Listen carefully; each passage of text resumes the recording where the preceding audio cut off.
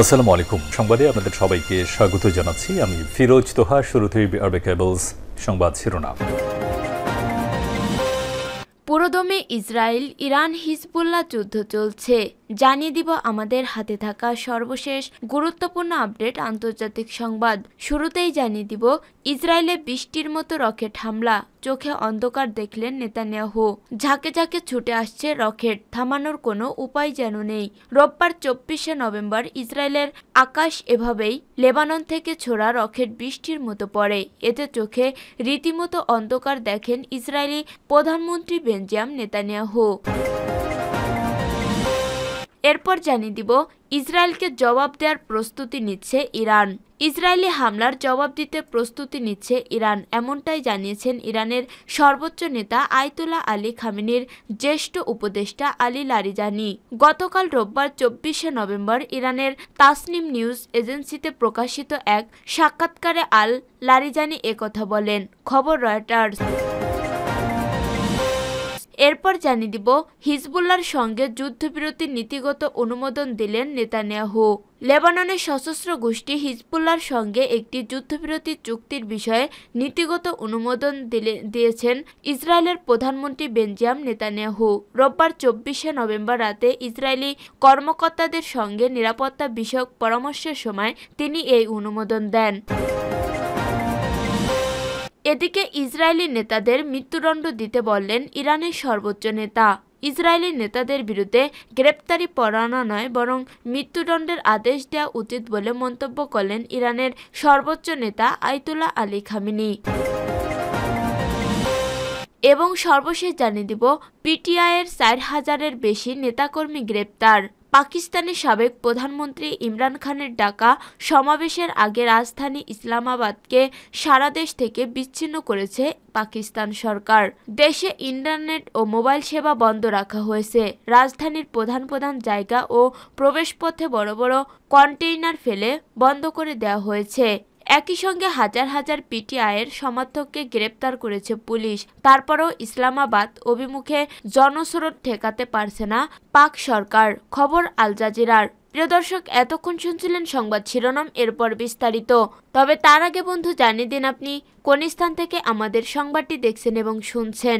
জানিয়ে দিন এই সংবাদ সম্পর্কে আপনার মূল্যবান মতামত। আর বন্ধু, গাজা যুদ্ধে আপনি যদি নিরীহ ফিলিস্তিনিদের ভালোবেসে থাকেন তাহলে কমেন্টে ইয়েস লিখে বিশ্ববাসীকে জানিয়ে দিন।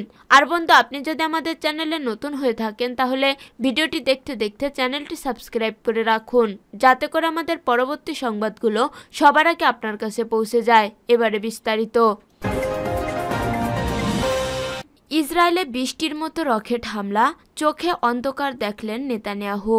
ঝাঁকে ঝাঁকে ছুটে আসছে রকেট, থামানোর কোনো উপায় যেন নেই। রোববার 24শে নভেম্বর ইসরায়েলের আকাশ এভাবে লেবানন থেকে ছোড়া রকেট বৃষ্টির মতো পড়ে। এতে চোখে রীতিমতো অন্ধকার দেখেন ইসরায়েলের প্রধানমন্ত্রী বেঞ্জামিন নেতানিয়াহু। এত রকেট ছোড়ায় দিশেহারা হয়ে পড়ে ইসরায়েলের আকাশ প্রতিরক্ষা ব্যবস্থা। দেশটির সেনাবাহিনী জানিয়েছে সকাল সকাল প্রায় 30টি রকেট ও ড্রোন দিয়ে হামলা চালানো হয়। এর মধ্যে কিছু রকেট ভূপাতিত করতে সক্ষম হয়েছে আকাশ প্রতিরক্ষা ব্যবস্থা। এছাড়া সব মিলিয়ে 2.5 শতাধিক ড্রোন ছোড়া হয়েছে। লেবানন থেকে ছোড়া 2টি ড্রোন ভূপাতিত করা হয়েছে বলে জানায় ইসরায়েলের সেনাবাহিনী। অন্য ড্রোনকেও ভূপাতিত করার চেষ্টার কথা জানায় তারা। তবে ঠিক কতগুলো ড্রোন ইসরায়েলি বাহিনী ভূপাতিত করতে পেরেছে তা জানায়নি তেল আবিব। সাম্প্রতিক সপ্তাহগুলোর মধ্যে ভয়াবহতম এই হামলায় ইসরায়েলে বেশ কয়েকজন আহত হয়েছেন। মূলত ইসরায়েলের উত্তর অঞ্চল ও মধ্য অঞ্চলে এই রকেট ও ড্রোন হামলা চালানো হয়। আহত কয়েকজনকে দ্রুত হাসপাতালে নিয়ে যাওয়া হয়। গত অক্টোবর থেকে ইরান ও তার অন্যতম প্রক্সি লেবাননের প্রতিরোধ যোদ্ধাদের অব্যাহত হামলায় নাকাল ইসরায়েল। দেশটির তথাকথিত শক্তিশালী আকাশ প্রতিরক্ষা ভেদ করে ইসরায়েলের বিভিন্ন স্থানে গিয়ে আঘাত হানে এসব রকেট। এতে ক্ষতিগ্রস্ত হয় দেশটির সামরিক স্থাপনাও। ইসরায়েলকে জবাব দেওয়ার প্রস্তুতি নিচ্ছে ইরান।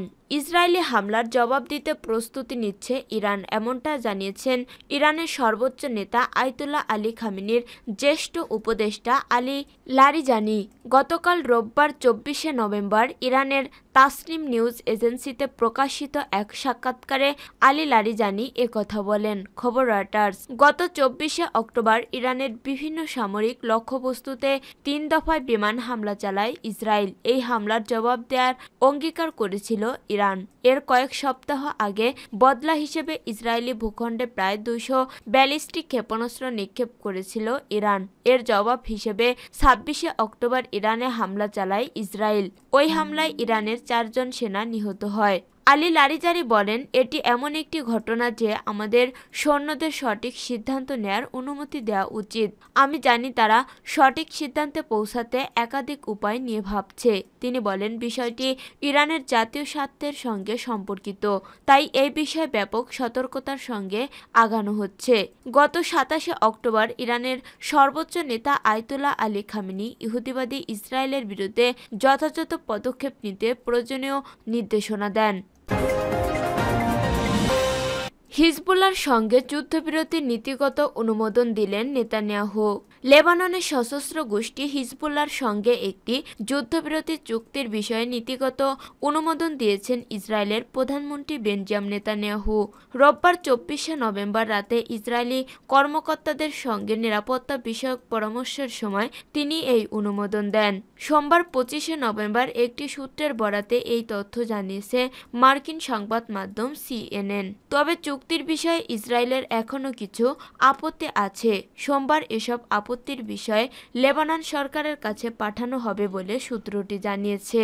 ইসরায়েলের আপত্তি এবং অন্যান্য বিষয় এখনও আলোচনাধীন রয়েছে, তাই একাধিক সূত্রের জের ধরেই তারা বলছে সব বিষয়ে সমাধান না হওয়া পর্যন্ত চুক্তি চূড়ান্ত হবে না। এছাড়া হিজবুল্লাহর সঙ্গে যে কোনো ধরনের যুদ্ধবিরতির চুক্তি ইসরায়েলি মন্ত্রিসভার অনুমোদন লাগবে, সেটি এখনো হয়নি। দুই পক্ষের মধ্যকার যুদ্ধবিরতির আলোচনার বিষয়ে জানাশোনা আছে এমন সূত্রগুলো বলেছে আলোচনা ইতিবাচকভাবে এগিয়ে যাচ্ছে বলে মনে হচ্ছে।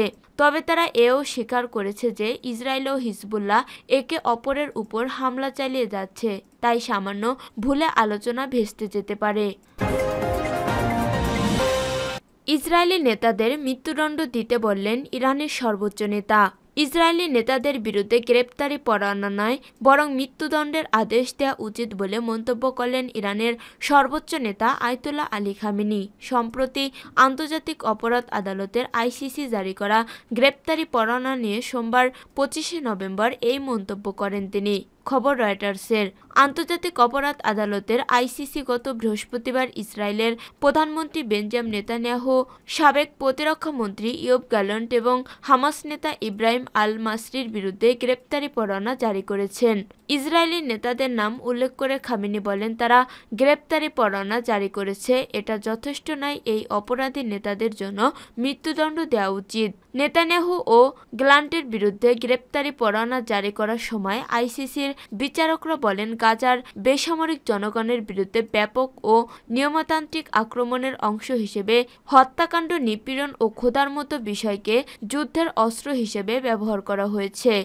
এই অপরাধের সঙ্গে নেতানিয়াহু ও ইয়োব গ্যালান্টের জড়িত বলে যুক্তিযুক্ত কারণ রয়েছে। তবে ICCর এই সিদ্ধান্ত ভালোভাবে নেয়নি ইসরায়েল। এর প্রতিক্রিয়ায় দেশটিতে ক্ষোভের সৃষ্টি হয়েছে। একে লজ্জাজনক ও হাস্যকর বলেও অভিহিত করেছে তেল আবিব। কিন্তু গাজার বাসিন্দারা আশাবাদ প্রকাশ করেছেন যে বিশ্ব আদালতের এই সিদ্ধান্ত সহিংসতার অবসান এবং যুদ্ধ অপরাধে জড়িতদের বিচারের মুখোমুখি করতে সহায়তা থাকবে। অন্যদিকে গত বছরের 7 অক্টোবর ইসরায়েলে হামাসের হামলার সঙ্গে জড়িত থাকার অভিযোগে ইব্রাহিম আল-মাসরির বিরুদ্ধে গ্রেপ্তারি পরোয়ানা জারি করা হয়েছে।